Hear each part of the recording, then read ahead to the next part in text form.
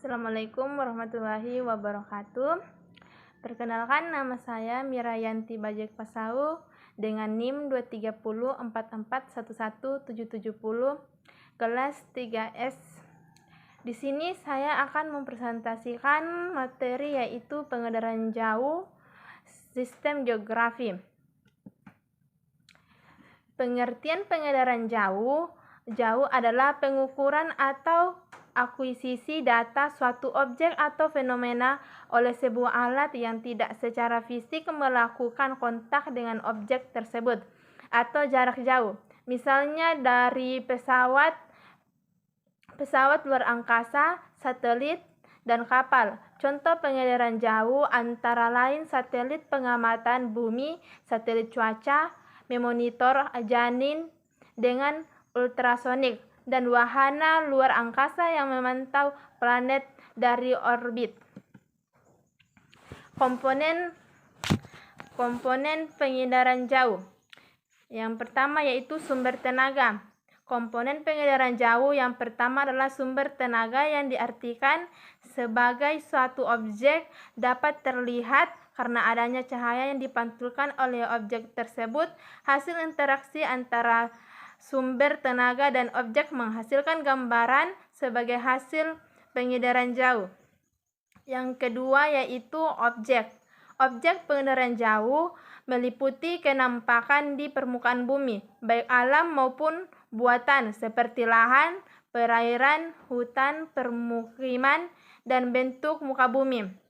Objek pengendaraan jauh menjadi sesuatu yang akan diamati atau diteliti lebih lanjut.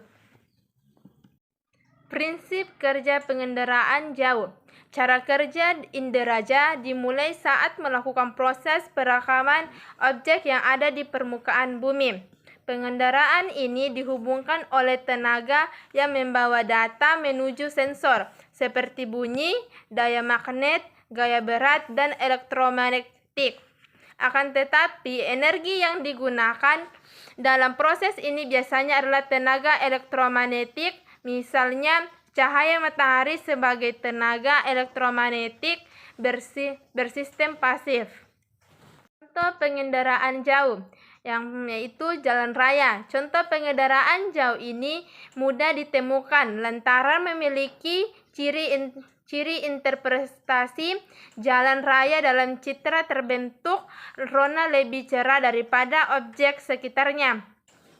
Bentuknya memanjang, berpola lebar, dan hampir seragam.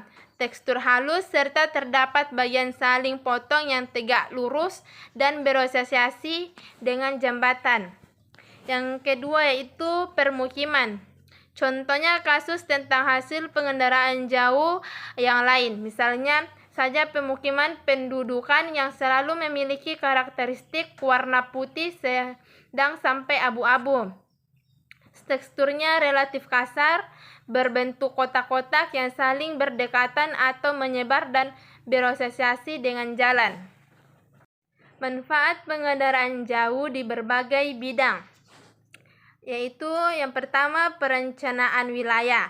Inderaja dalam sektor perencanaan wilayah digunakan untuk mengetahui informasi awal kawasan yang akan direncanakan.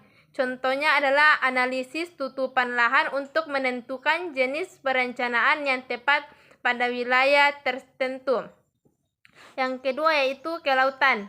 Di sektor kelautan, inderaja dimanfaatkan untuk mengamati fisis air laut, arus laut, kadar garam, suhu permukaan, pasang surut air laut, gelombang laut, serta pemetaan perubahan pantai, abrasi, sedimentasi, dan lainnya.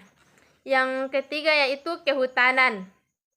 Sekitar 60% kawasan daratan Indonesia merupakan kawasan hutan. Pada sektor ini, teknologi inderaja sangat membantu dalam mengawasi luasan hutan di Indonesia.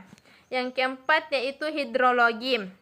Inderaja dalam sektor perencanaan wilayah digunakan untuk mengetahui informasi awal kawasan yang akan direncanakan. Contohnya adalah analisis tutupan lahan untuk menentukan jenis perencanaan yang tepat pada wilayah tertentu. Kelebihan pengendaraan jauh, yang pertama, cakupan area yang luas.